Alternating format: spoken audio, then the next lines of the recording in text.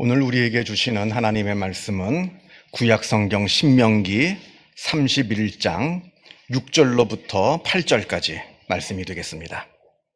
제가 가지고 있는 성경으로 구약성경 311면에 있습니다.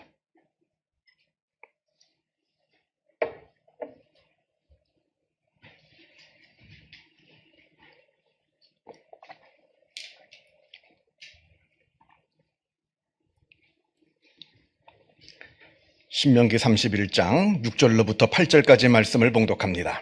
이 계시의 말씀을 봉독할 때에 살아계신 하나님의 음성을 다 함께 들으실 수 있기를 바랍니다. 너희는 강하고 담대하라. 두려워하지 말라. 그들 앞에서 떨지 말라. 이는 내 하나님 여호와 그가 너와 함께 계시며 결코 너를 떠나지 아니하시며 버리지 아니하실 것임이라 하고, 모세가 여호수아를 불러 온 이스라엘의 목전에서 그에게 이르되 너는 강하고 담대하라. 너는 이 백성을 거느리고 여호와께서 그들의 조상에게 주리라고 맹세하신 땅에 들어가서 그들에게 그 땅을 차지하게 하라. 그리하면 여호와 그가 내 앞에서 가시며 너와 함께 하사 너를 떠나지 아니하시며 버리지 아니하시리니 너는 두려워하지 말라. 놀라지 말라. 아멘. 인도에서 전해 내려오는 이야기라고 합니다. 어느 마술사가 생쥐 한 마리를 이렇게 관찰하고 있는데 이 생쥐를 가만히 보니까 뭐가 그렇게 무서운지 계속해서 벌벌벌벌 떨고 있더랍니다. 이 생쥐가 하도 불쌍해서 이 마술사가 그 생쥐에게 너는 무엇이 그렇게 무서워서 계속 벌벌 떨고 있느냐 물었더니 이 생쥐 하는 말이 저는 고양이가 무섭습니다. 언제 갑자기 고양이가 나타나서 나를 잡아먹을런지 알 수가 없어서 저는 항상 이렇게 두려워 떨고 있답니다. 이렇게 대답을 하는 겁니다. 그래서 이 마술사가 이 생쥐를 고양이로 만들어 주었습니다. 그랬더니 이 생쥐가 고양이가 되었는데도 또 여전히 뭘 두려워하면서 벌벌 계속해서 떨고 있는 겁니다. 그래서 마술사가 너는 고양이가 되었는데 또 무엇이 그렇게 무서워서 아직도 벌벌 떨고 있느냐 했더니 이번에는 개가 무섭답니다. 사나운 개가 언제 나를 물려고 달려들지 몰라서 저는 이렇게 두려워 떨고 있답니다. 그러자 이번에는 그 고양이를 개로 만들어 주었습니다. 그런데 개가 되었는데도 이 개가 계속해서 두려워 떨고 있는 겁니다. 그래서 너는 왜 자꾸 이렇게 두려워 떨고 있느냐 물었더니 이번에는 호랑이가 무섭답니다. 언제 호랑이가 나타나서 나를 잡아먹을런지 알 수가 없어서 저는 이렇게 두려워 떨고 있답니다. 그래서 이번에는 그 마술사가 이 개를 호랑이로 만들어 주었습니다. 그러면서 마술사가 생각하기를 이제는 동물의 왕인 호랑이가 되었으니 더 이상 두려워하지 않겠지라고 생각을 했는데 웬걸요. 호랑이가 되어서도 계속해서 두려워 벌벌벌벌 떨고 있는 겁니다. 그래서 이 마술사가 너는 동물의 왕 호랑이가 되었는데도 뭐가 그렇게 무섭다고 떨고 있느냐 그랬더니 이 호랑이 하는 말이 사냥꾼이 무섭습니다. 사냥꾼이 언제 총을 가지고 나를 쏠지 몰라서 저는 너무나 두렵습니다. 이렇게 대답을 합니다. 그 이야기들을 쭉 가만히 듣더니 이 마술사 하는 말이 너는 어쩔 수가 없구나. 그냥 쥐가 되어라 하면서 쥐로 다시 만들어 주었답니다. 또 반대로 이런 이야기가 있습니다.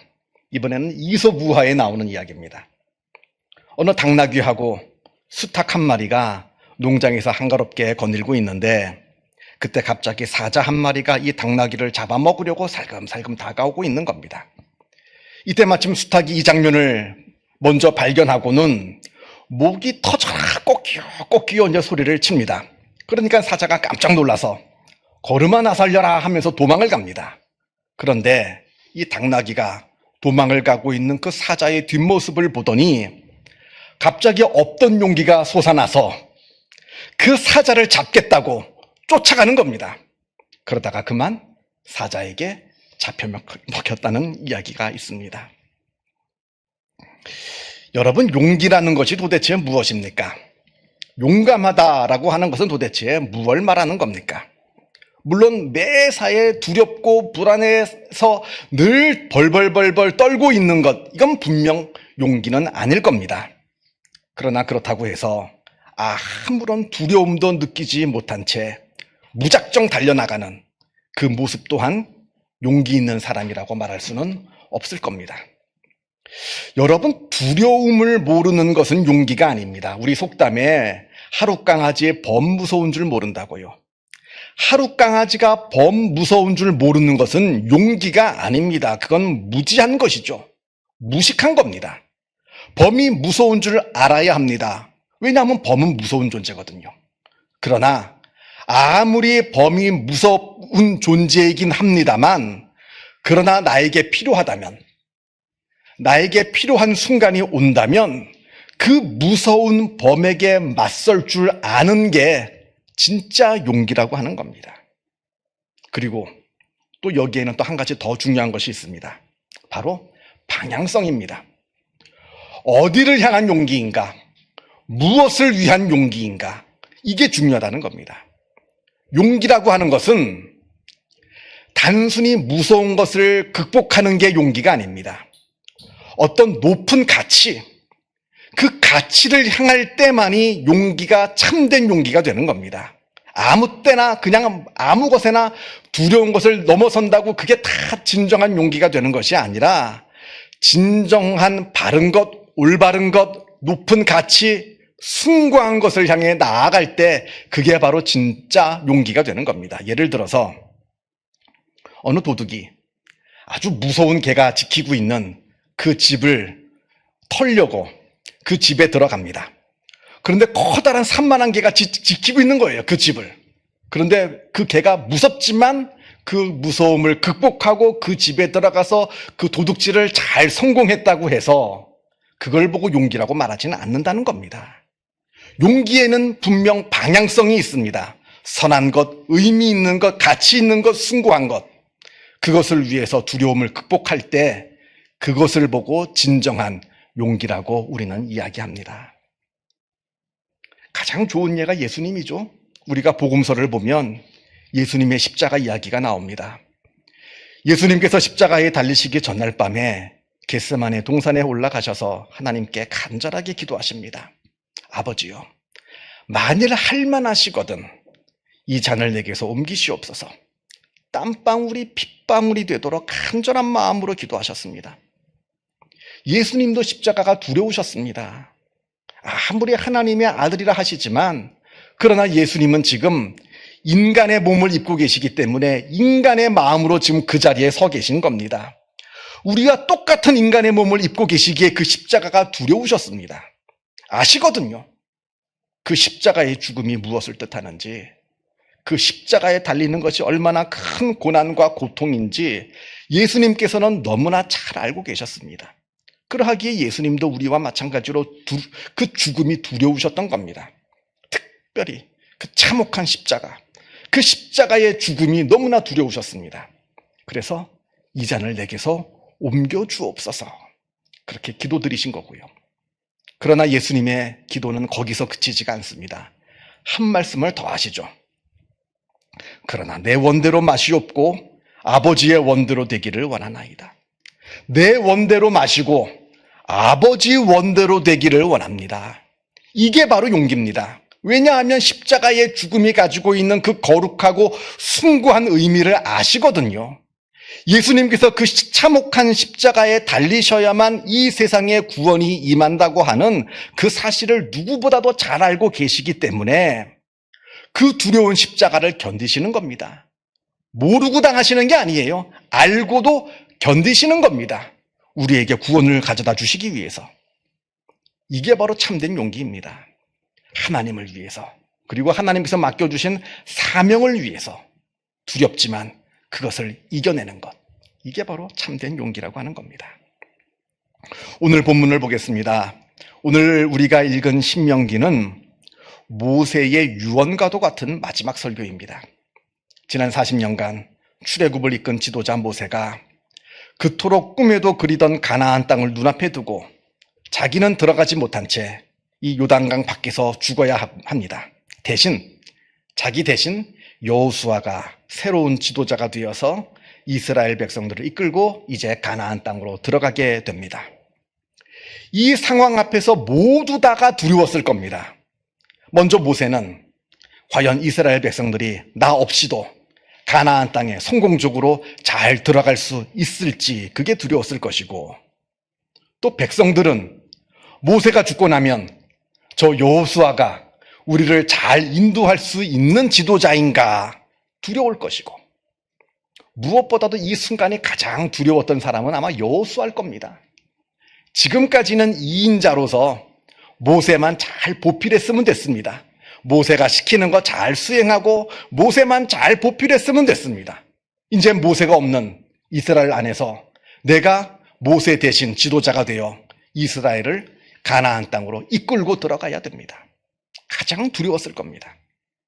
자, 이때 오늘 본문 6절에 모세가 이스라엘 백성들에게 말합니다. 너희는 강하고 담대하라. 두려워하지 말라. 그들 앞에서 떨지 말라. 물론 두렵죠. 적군인 가나안 백성들은 철병거로 무장하고 있는 강력한 군대입니다. 게다가 저들은 이곳 땅이 자기들 고향이에요. 홈그라운드입니다. 홈그라운드에서 싸우는 거예요. 반면에 이스라엘은 그렇게 좋은 무기를 갖고 있지 못했습니다. 그리고 낯선 땅에서 싸워야 됩니다. 모든 게 불리합니다. 모든 것이 그러니까 두려워지는 거예요. 두렵습니다. 그럼에도 불구하고 모세는 이스라엘 백성에게 두려워하지 말라, 담대하라 이렇게 이야기합니다. 이건 단순히 무책임한 위로, 무책임한 선동이 아닙니다. 그렇게 담대할 수 있는 분명한 이유를 이야기하는데 바로 그 다음에 나옵니다. 이는 내 하나님 여호와 그가 너와 함께 계시며 결코 너를 떠나지 아니하시며 버리지 아니하실 것임이라. 모든 것이 불리한 전쟁임에도 불구하고 두렵지 않을 단 한 가지 이유는 바로 하나님께서 우리와 함께 하여 주신다는 겁니다. 지금까지 우리와 함께 하신 하나님, 그 하나님께서 지금도 또 앞으로도 우리와 함께 해 주신다는 것을 말씀합니다. 지난 과거가 다 그랬거든요. 종살이하던 애굽에서 빠져나오게 된 것, 그 인간의 힘으로 되는 거 아닙니다. 생각해 보세요. 400년 동안 종살이를 했습니다. 거기에 무슨 노예의 주제에 군사력이 있습니까? 정치력이 있습니까? 조직력이 있습니까? 하나님께서 일방적으로 해방시켜 주신 거예요. 광야에서 무려 40년 동안 60만 명이 넘는, 남자만 60만이고요. 전체가 되면 아이들과 여자까지 다 합하면 200만도 넘었겠죠. 한두 명이야 어쩌다 살 수 있겠습니다만 그 많은 사람들이 아무것도 없는 광야에서 무려 40년 동안 생존했습니다. 그걸 다 경험했거든요. 그 모든 일들이 다 하나님께서 하신 일이라는 겁니다. 그 하나님께서 지금까지 우리와 함께 하신 것처럼 앞으로도 함께 해 주신다 말씀합니다. 그러니까 그 하나님 때문에 담대할 수 있는 겁니다. 내가 뭘 많이 가지고 있어서, 내가 뭘 많이 할 수가 있어서 그것 때문에 담대한 것이 아니라 하나님께서 나와 함께 해 주시기 때문에 내가 연약하고 내가 무능하지만 그럼에도 불구하고 하나님께서 나와 함께 해 주시기 때문에 그렇게 우리가 담대할 수 있는 겁니다. 요즘 새벽기도에 우리가 사무엘상을 이제 함께 읽고 있습니다. 새벽교회 나오시는 분들은 이제 아시겠습니다만 지금 한참 사울과 다윗의 이야기가 막 나옵니다. 성경은 사울과 다윗을 서로 완전히 상반된 인물로 묘사를 합니다. 사울은 모든 것을 다 가지고 있는 사람이었어요. 당대 최고의 집안, 가장 유력한 집안의 자제이었고 많은 학식을 쌓았고 또 인물도 좋았습니다. 그야말로 당대 최고의 엘리트였고요. 그리고 무엇보다 사울은 지금 한 나라의 왕입니다. 모든 것을 가지고 있는 사람이에요. 반면에 다윗은 가진 것이 별로 없습니다. 저 시골에서 양을 치는 볼품없는 집안의 그것도 막내 아들입니다. 배운 것도 많지 않습니다. 평생 양만 돌봤습니다. 그런데 모든 것을 가지고 있는 사울은 점점 몰락해 가고 있고 가진 것이 별로 없는 다윗은 점점 이스라엘 안에 중심 인물로 부상해 올라갑니다. 왜 그럴까요? 왜 사울은 점점 몰락해 가고 반면에 다윗은 왜 점점 그렇게 떠오르는 걸까요? 성경을 자세히 읽어보면 사울의 마음은 언제나 두려움으로 가득 채워져 있습니다. 우리가 사울이라고 하는 인물을 단 한마디로 정의한다면 사울은 두려움에 사로잡힌 자입니다. 온통 두려움에 사로잡혀 있습니다. 적군인 블레셋도 두렵고 내 백성인 이스라엘 백성들이 언제 나를 배신해가지고 나를 쫓아낼지 그것도 두렵고 지금 막 부상하고 있는 다윗도 두렵고 온 세상이 다 두렵습니다. 그렇게 매사가 두려우니까 잘못된 생각, 잘못된 판단, 잘못된 결정을 내립니다. 두려우니까요. 예를 들어서 사무엘상에 나오는 이야기인데 예를 들어서 다윗이 점점 인기가 높아지니까 사울이 다윗을 두려워합니다. 그래서 군대 장관인 다윗을 해임하고 일개 천부장으로 강등시킨 다음에 쫓아냅니다. 그런데 이게 잘못된 판단이고 악수였던 것이 그동안 다윗이 궁궐에 있을 동안에는 아무리 인기가 좋아도 일반 백성들이 다윗을 직접 볼 기회가 없었어요. 궁궐 안에만 있으니까요. 근데 이제 천부장이 되어서 쫓겨나서 민간 가운데서 살게 됩니다. 그러니까 백성들이 다윗을 직접 봐요. 그 소문으로만 듣던 그 다윗을 보는데 이 다윗이 천부장으로 쫓겨난 다음에도 아주 열심히 일을 지혜롭게 하는 겁니다. 보통 사람 같으면 억울하니 화나니 분하니 아니면 내가 이딴 일을 해서 뭐하느니 하면서 그냥 일을 내팽개쳤을 텐데 다윗은 마음에는 아무런 요동침이 없이 그냥 천부장이 되어도 그 맡은 일을 잘 감당합니다. 이게 일반 백성들한테 감동이 되어요. 그러니까 다윗의 인기가 더 올라갑니다. 이전보다. 사울이 실수를 한 거죠. 잘못 판단한 겁니다. 여러분, 두려움에 사로잡힌 자는 올바른 판단을 내리지 못합니다. 그 두려운 감정 때문에 이성이 마비가 됩니다. 잘못 생각합니다. 잘못 판단합니다. 잘못 실수를 합니다. 반면에 다윗은 언제나 용감하고 언제나 평정심을 가지고 있는 사람이었어요. 흔들리지 않습니다. 내가 군대 장관이 되었다가 천부장으로 쫓겨나도 그 마음에 흔들림이 없어요. 평정심을 가지고 있습니다. 골리앗을 만났을 때도 그러하고 쫓겨났을 때도 마찬가지입니다. 왜 사울은 그토록 두려움의 사람이 되었고 반면에 어떻게 다윗은 그토록 용기와 평정심의 사람이 되었을까요? 그건 바로 하나님입니다. 그 안에 하나님이 계시느냐, 계시지 않느냐, 이 단 한 가지 이유 때문에 두 사람의 인생의 방향이 갈라졌습니다. 사실 우리가 성경을 읽어보면 사울이 처음서부터 그렇게 못된 왕이 아니었습니다. 얼마나 좋은 왕인지 몰라요. 지혜롭고 온유하고 용감하고. 그런데 어느 순간부터 점점 하나님과 멀어집니다. 하나님의 말씀에 순종하지 않습니다. 자기 고집이 생깁니다. 그래서 하나님으로부터 이탈됩니다. 그렇게 하나님으로부터 이탈되니까 세상 모든 것이 다 두렵게만 다가오는 겁니다. 왜냐하면 자기 혼자 이 모든 세상을 다 헤쳐나가야 되거든요. 남들은 나를 보고 대단한 사람이니 유력한 집안의 자제이니 많이 배웠느니 능력이 많은 사람이니 최고의 권력자이니 나를 부러워합니다만 나는 내가 압니다. 내가 얼마나 연약한 존재인지, 내가 얼마나 형편없는 존재인지. 지금까지는 어찌어찌 운이 좋게 이 자리까지 올라왔습니다만 앞으로도 내가 그렇게 좋은 길로 갈 수 있을지 장담을 할 수가 없습니다. 그러니까 두렵죠. 두렵습니다. 그렇게 두려우니까 잘못된 생각, 잘못된 판단, 잘못된 결정을 내리는 겁니다. 반면에 다윗은 하나님께 붙들려 살아가는 사람입니다. 사실 다윗은 완벽한 사람 아니에요. 얼마나 이 단점이 많은 사람인지 모릅니다.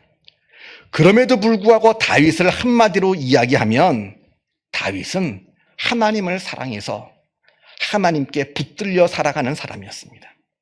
다윗은 그것만 가지고 있는 사람이었어요. 다윗은 가진 게 아무것도 없었습니다. 그냥 하나님만 사랑해서 하나님께 붙들려 살아가는 사람이었습니다. 하나님께서 나와 함께 하신다는 확신이 드니까 두렵지가 않습니다. 내가 지금까지 내 지혜로 내 힘으로 살아온 거 아니거든요. 하나님께서 내가 곰을 이길 때, 사자를 이길 때, 골리앗을 이길 때 그 모든 가운데서 내가 한 거 아닙니다. 다 하나님께서 해주신 것이지. 그 경험이 있으니까 하나님을 붙잡습니다. 하나님을 의지합니다. 그 마음속에 그러니까 용기와 담대함이 생깁니다. 그렇게 하나님을 믿고 의지하니까 세상에서 벌어지는 일에 일희일비하지 않습니다. 내가 군대 장관에 올라갔다 하더라도 내가 잘해서 된 거 아닙니다. 그냥 하나님께서 해주신 것이지. 쫓겨나도 괜찮습니다. 지금까지 하나님께서 나를 지켜주셨는데 앞으로도 나와 함께 해주실 겁니다. 그러니까 그 마음 가운데 늘 평정심이 있습니다. 요동치지 않습니다. 늘 굳건한 믿음 가운데서 나아갑니다. 문제는 하나님인 겁니다. 그건 우리도 마찬가지예요. 내가 하나님께 붙들려 살아가는 사람이냐 아니면 하나님 없이 살아가는 사람이냐, 내 마음에 하나님이 계시느냐 아니면 내 마음속에 내 고집만 남아있느냐, 여기에 우리의 인생의 걸음이 달라진다는 겁니다. 오늘 본문 다시 봅니다. 7절을 보겠습니다. 이스라엘 백성들에게 하나님께서 함께 하시니 너희는 두려워하지 말아라 이렇게 권면했던 모세가 이제 특별히 여호수아를 부릅니다. 이 순간에 가장 두려움 가운데 사로잡혀 있을 이 여호수아를 불러서 여호수아에게 당부합니다. 너는 강하고 담대하라. 너는 이 백성을 거느리고 여호와께서 그들의 조상에게 주리라고 맹세하신 땅에 들어가서 그들에게 그 땅을 차지하게 하라. 이렇게 여호수아에게 명령합니다. 그러면서 8절에 아주 중요한 이야기가 나옵니다.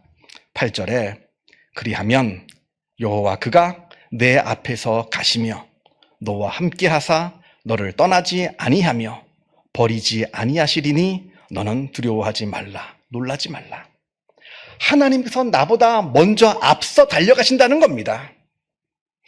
우리 인생은 우리의 한 치 앞도 내다볼 수 없습니다만, 그러나 한 치 앞도 내다볼 수 없는 그 우리의 미래 앞에 하나님께서 먼저 달려가 주시겠다는 겁니다. 그리고 하나님께서 우리와 영원히 함께해 주시겠다는 겁니다. 그리고 하나님께서 우리를 절대로 버리지 않겠다고 하십니다. 이걸 바라보라는 겁니다.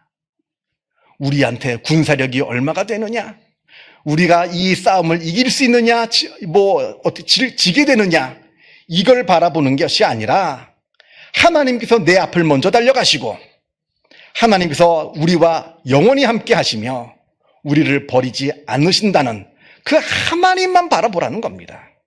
이걸 바라보면 두렵지가 않습니다. 이걸 바라보면 세상은 요동치나 내 마음은 흔들리지 않습니다. 좋은 일이 있어도 교만치 않고 어려운 일이 있어도 낙담치 않습니다. 늘 평정심을 가지면서 살아갑니다. 그러나 우리가 이것을 순간 바라보지 못하는 순간에 세상이 두려워집니다. 그래서 작은 일에도 우리의 마음은 흔들리게 되는 겁니다.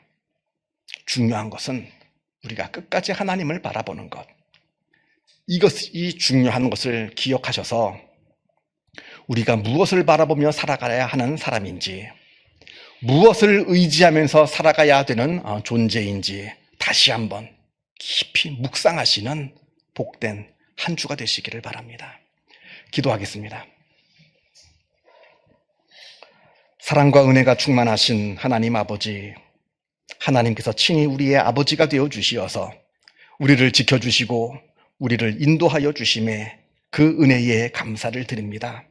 전능하신 하나님께서, 내가 나를 사랑하는 것보다 나를 더 많이 사랑하시는 하나님께서 우리의 아버지 되어 주심을 우리가 바라보게 하여 주옵소서. 그리하여 우리가 우리의 인생의 걸음을 걸어갈 때에 나 자신을 믿고 걸어가지 않게 하여 주시고 하나님을 바라보고 하나님을 의지하며 나아가게 하여 주옵소서. 나만 바라보며 때로는 교만하였다가 때로는 절망하는 어리석은 자의 삶을 살지 않게 하여 주시고 언제나 하나님을 바라보며 겸손히 그러나 용기를 가지고 우리의 인생의 걸음을 살아가는 복된 우리의 삶이 되게 하여 주시어서 하나님께서 주시는 그 은혜로 충만한 복된 우리의 인생이 될 수 있도록 역사하여 주시옵소서.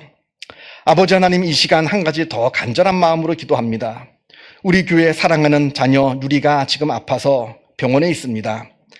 열이 뜨겁게 나서 지금 병원에 있는데 하나님께서 그 능력의 팔을 뻗으셔서 안수하여 주셔서 그 뜨거운 열이 속히 가라앉게 하여 주시고 건강한 모습을 다시 회복하여 즐거운 모습으로 또 생활하는 또한 우리 모든 부모님과 조부모님 그리고 우리 성도들 모든 마음 가운데 기쁨과 평강이 넘치도록 하나님께서 인도하여 주시고 함께하여 주옵소서.